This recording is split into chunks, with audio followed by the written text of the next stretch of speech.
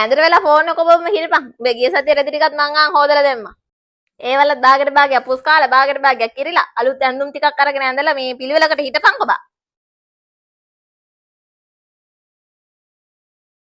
බලපන් තෝගාවින් එන පුස් ගඳ.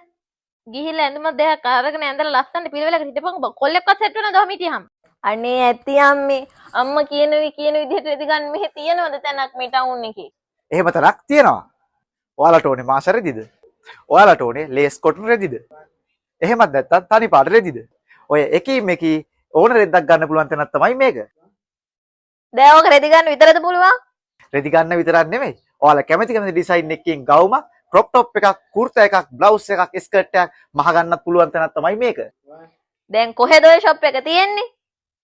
මේ ෂොප් එකේ නම තමයි D&G Fabric. ඉතින් මේ ෂොප් එකේ තියෙන කැපිති ගෝල්ලා බස් ස්ටෑන්ඩ් එක උඩ තට්ටුවේ. ඉතින් කැපිති ගෝල්ලා අවට කට්ටිය ලස්සන රෙද්දක් ගන්න. ඒ වගේ මේ රෙද්දෙන් ඔයාලා කැමති මේක මහගෙන යන්න එන්න ඕන එකම තැන තමයි D&G Fabric කැපිති ගෝල්ලාව. ඔය ඉන්නේ දැන් මයිකල් ලස්සනද? ලස්සනට ඉන්න විතරක් නෙමෙයි අම්මි. මට දැන් කොල්ලෙකුත් ඉන්නවා. මේ ඉන්නේ. මට හිතයි කරන්න ආදරේ